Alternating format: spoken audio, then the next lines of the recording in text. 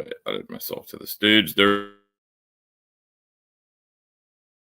All right. I think I got to take my glasses off because I won't be able to read this properly. Don't know if this will work the way I want it to. There we go.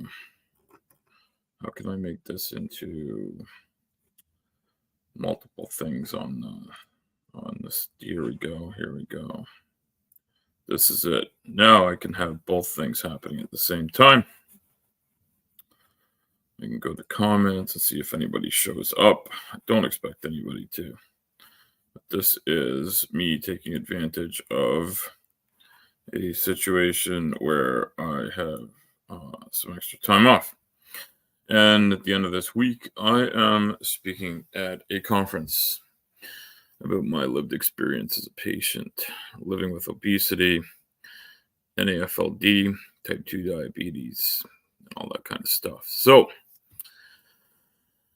I guess I'm going to read it and see how it sounds. And if people watch this and want to give some commentary, I'll try to read through to the end of it. I'm kind of interested to see how long it takes to deliver it. I have to keep myself under 15 minutes and have time for 2 other people to speak on related issues. I'll be speaking with some PhD, having postdoc work and research at university and hospital level on how to deal with and treat people that live with excess adipose tissue that affects their lives. So that would definitely be me. I feel like when I wrote this out, it kind of came out a little bit rambling.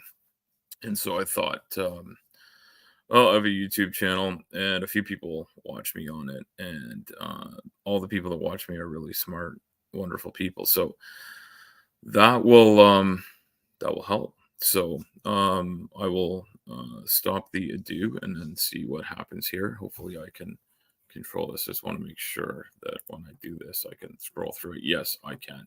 So there we go. So thank you for allowing me this opportunity to share a bit about me and what life is like living with severe obesity, NAFLD, and type 2 diabetes. I was going to tell a boring story about what my day is like typically, but let's face it, we all wake up well rested without the need for caffeine, nicotine, or methamphetamines. Well, some of us do. And I've never tried the last one, but coffee is my last vice, holding on like a deer tick. But we all put our pants on 2 legs at a time, and as we age to grunts, while trying to put our feet into socks is a bit louder and harkens back to noises we heard adults making when we were so flexible we bounced off pavement and laughed. So my question is, when will the hurting stop? I was born with 1 kidney. That makes my healthcare and test results a bit more complicated than for everyone with a smaller lack of kidney. In addition to living with obesity, diabetes, NAFLD, or NAFLD, I have elevated levels of low-density lipoproteins, low levels of high-density lipoproteins, hypertension, major depressive disorder, plantar fasciitis, bronchial asthma, chronic obstructive sleep apnea, and I tore my gastrocnemius last week, and I have nephrolithiasis again. So that's fun. What do all these things mean? It means I take a lot of pills, 2 injections a week, puffers, and I see my doctors more frequently than the average person, I'm sure. The vast majority are hardworking, dedicated professionals. And even so, I found some very unfortunate scenarios that I've come up against in my own care. At first, I was unsure there was a solution.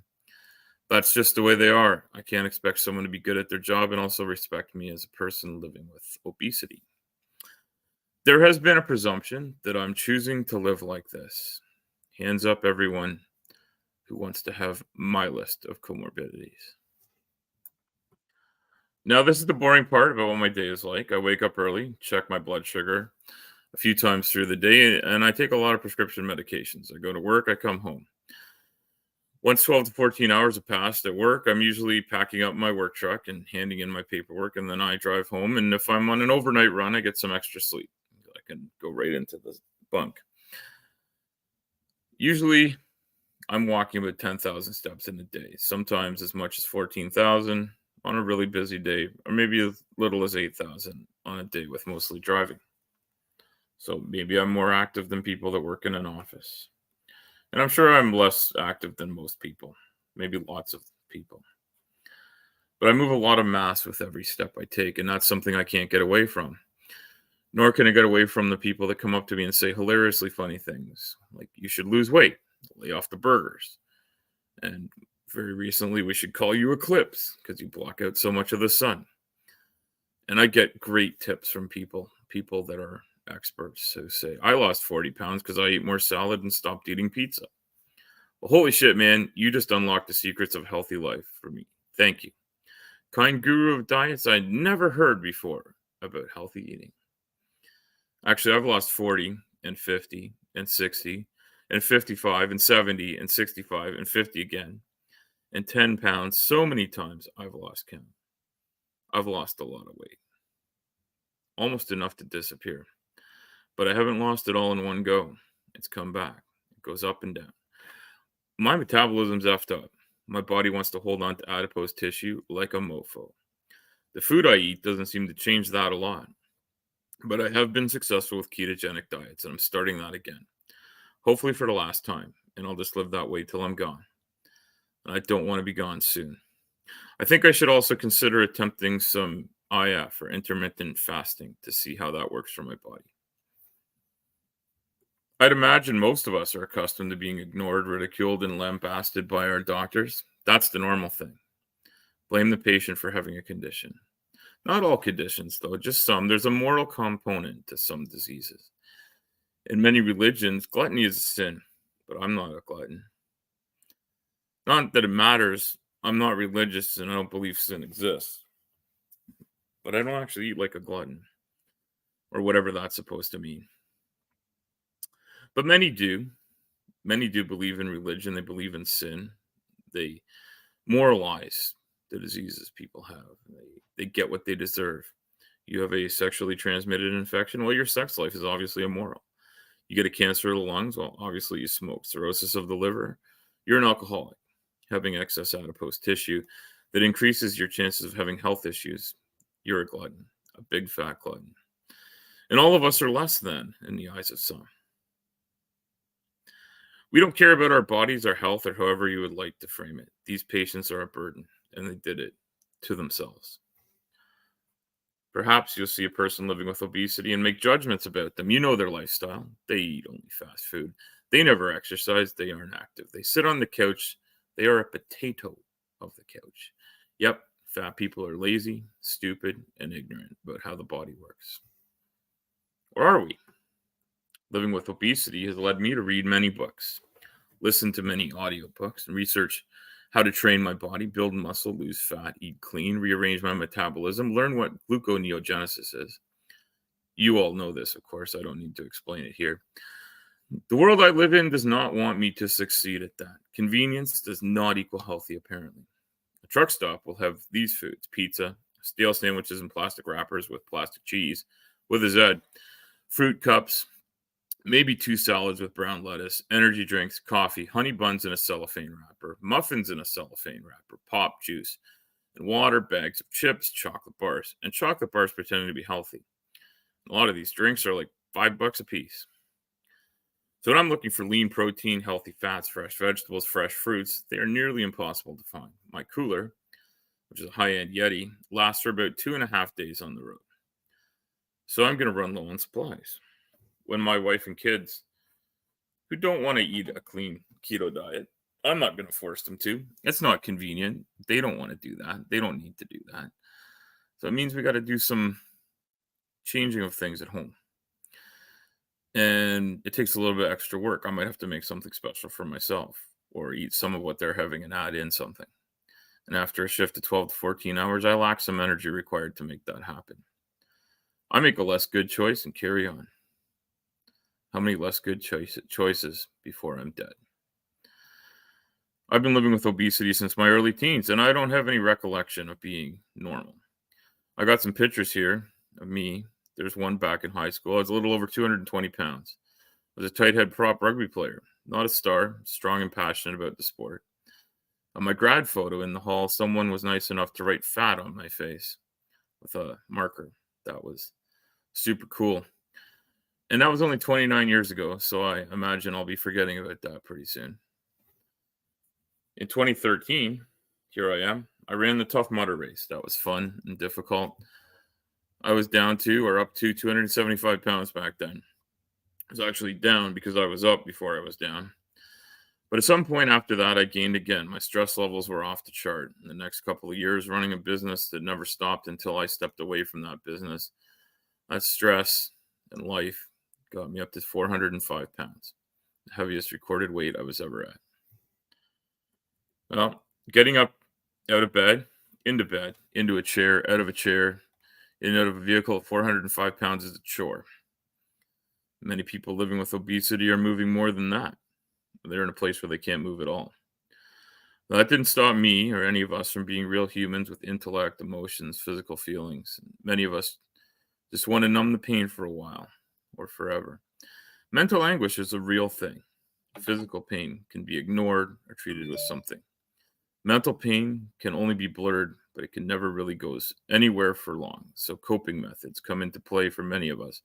And for those of us living with obesity, be something we attempt to soothe with foods, drinks, and the food industry is ready to meet the demands. I don't want to give up food or give in when down, but these chocolate brown desserts are going to hurt you. Okay, that was a really bad attempt at a Rickroll, and I'm not going to go there. But it's hard. You can't give up food. You can't not eat, but you can choose the foods you eat. And sometimes you just want to be normal and eat the same stuff other people eat. And at some point, I had to change my ignorance for a better understanding of what my body is doing and try to ignore the messages I get from people in the everyday world. The fat jokes aren't helping me, and what's destroying my body isn't funny. And yes, I'm not attractive in this body, but more importantly, I'm dying too fast. My body doesn't want to lose any adipose tissue, and it's convinced a famine is around the corner. Heavily processed foods that are called hyperpalatable have become the norm. These comfort foods aren't comfortable, and here I am, too large for life. A demonstration of what life is like when adipose tissue is strewn through my liver, my belly precedes me, my gait is affected. I have many symptoms of insulin resistance and have to make sure I don't lose control of my diabetes or I will lose my job by government mandate. But they won't make healthy food choices a choice, despite having a whole branch devoted to it. Foods high in refined sugars, fat, and preservatives are the basis of a daily diet and are the antithesis of healthy eating. A meal of animal or plant protein, fresh vegetables is probably all that's needed. Grains are optional. Dairy is optional. Fruit is good, but optional. And all of these are better when less processed and less cooked. It's better for satiety and for nutrition and for the uptake of nutrients. My favorite drink is dihydrogen monoxide, but I often heat it and run it through the dried, roasted, and ground up seeds of an African plant. It's pretty good. You should try it. I think they have some out in the lobby. Yes, all we need to keep us alive is water. Proper hydration is good to health and also contributes to satiety, but this is ignored by many. And we are also accustomed to having this product in pipes and plastics all over the place, but never when we need it. We often pass it by for carbonated, the sugared, the artificially sweetened, the juiced, the guaranid monsters and rockstar drinks that have to stand in for the long gone cocaine of early 20th century because we're too busy to stop and rest, to take time for ourselves, to care for our bodies and minds as if they are separate entities. Hi, Victoria, by the way. What's up with the color of my fat? Question I'm now asking myself. Thermogenesis, and how can I change my fat from white to brown? Previously, I had no idea my fat was the wrong color, but you can't just take your fat out and paint it. But apparently, we can be in a cooler environment, and I mean, this is Canada. I use my AC in the winter, so I got that sorted out.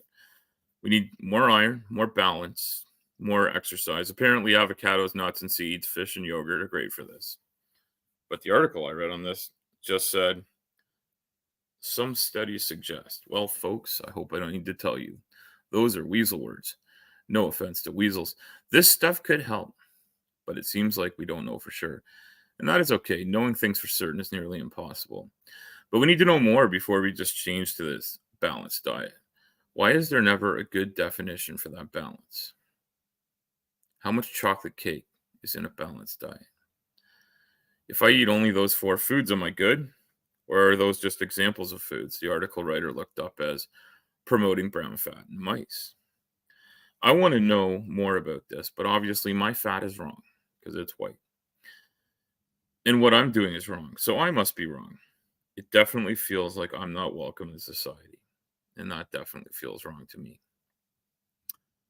So I want to thank you for letting me tell you what I want to be a part of, what needs to change. I want to take part in guiding us towards a better outcome for patients who live with my set of comorbidities, along with anyone else. The best news is, despite being mistreated a number of times in the past, my most recent experiences are better and getting better. And that's a sign that what we were doing is working. And even if we are years away from therapies that will change the color of my fat, the fact I'm not immediately chastised every time I see a doctor is a huge improvement. And I'd like to spread that around. And thank you very much for letting me share this little bit of life living with obesity. All right, well, that's my speech. Let's see. It did take me about 15 minutes to read it, so that's not terrible. Let's see. People have been trying to get hold of me.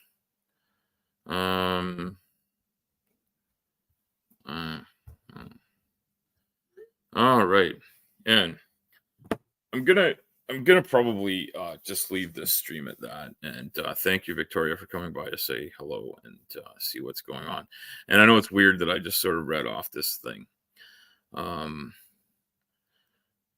live stream. Oh, thank you, Victoria. I appreciate that. I don't know which live streams you've seen me on lately, but I appreciate being appreciated. How's that sound? And I never know. Do I call you Victoria, or is my name Victoria? Because I'm not really sure. But I think I shorten everybody's name to something. But you are Victoria. I see you around in a whole bunch of streams, and I know you always contribute. I don't know if you have a channel. I should find out about that. You might be doing stuff that I don't even know about, but I definitely see you chatting in the side chats. So anyway, so speech practice aside, so yeah, so anything I'm calling you Victoria. All right, you can call me Victoria.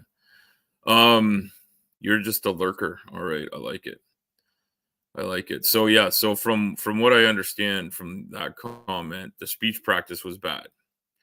So I guess I got to work on that. Maybe I'll just rewrite the whole thing. But yeah, I don't know. I got to work on a bunch of stuff, but I'm getting there.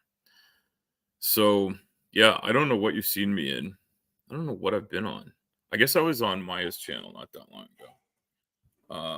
And I was on I've been on Slim's channel a bunch recently. I don't know if you watch Slim Cyborg or not. He does a lot of streams. And I join in frequently. Not on every one of them, but frequently. And I've been trying to do my own.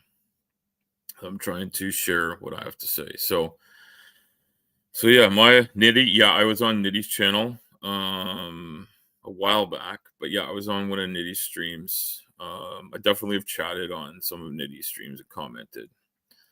And yeah, Stephanie's had me on her channel a couple of times for a brief time, and so has Dr. Dino. I always want to pronounce it weird. Dr. Dino. I know he writes it weird, but yeah, Dr. Dino's channel. And I know he didn't do his stream. I think it was last night. I feel like it was last night. He was going to do a stream and he canceled it because he's got the flu. Yeah, I comment when I'm not actually driving a truck. I comment, and sometimes I get stopped somewhere and comment. Yesterday, I got a flat tire in the afternoon, so I was like sitting around. I think I commented on some things because I don't usually get to do that. But when you got a flat tire and you're ready to drive and you got to wait for someone to come change your tire, then you get a little bit of downtime. Luckily, I wasn't too far away. But yes. So so I should be calling you not Victoria. Guess what your name is. If my name is Victoria, then your name is Al Trucker. Maybe that's how it works. Is that how these things go? Maybe. I'm not really sure. I find YouTube names or handles or whatever are all pretty hilarious though. Some people really go all out on making them extra funny. Um, but yeah, I like that people are creative with them, and I kind of went with just describing myself. My name actually is Al, and I'm a trucker, so I decided to do that. And when I was, because I used to be in construction, so I called myself Al the Builder because my kids like to watch Bob the Builder, and that was a long time ago. Time goes by really fast, but yeah, life is life is pretty crazy when you look back at how time just flies by in a blink of an eye. And yeah, and here I am getting ready for a conference. And this is not something I thought I would do, but I changed careers to something that doesn't take up all of my waking hours because when I'm done trucking, I'm done. And I have time to think about other things. So I think about trying to improve the world that I've been living in because I dealt with some pretty shitty situations over time. And so yeah, I ended up liking and appreciating greatly the fact that some people were trying to make things better. I wanted to join them, so I've done that. And I went and spoke at a conference in May, and now I'm going to one at the end of this week. So I think on Saturday I'll be speaking, and hopefully people will stick around that late in the game. And the people that come are mostly health professionals in training. So it's a good chance to speak to people in that business in that part of the industry. Um, so yeah, so maybe people will hate my speech. Your Victoria, I'm pretty sure you didn't like it. So if you have any suggestions, people can leave them. There must be like a place to comment on shit like this at the end, like other people have. So if anybody sees this and they want me to say something else, they want me to say it differently. I think that's good. I feel like it didn't go well, but I have a few hours or minutes to work on stuff, so I'm working on it, regardless of how it goes. So that's it. Yeah, I'm gonna hang up the YouTube stream now, and I want to say thank you to you or Victoria for coming by and seeing it in person. And I'm going to say thank you to anybody that comes and watches it later. So thank you so much. And I will stream again at some point. Bye, everybody.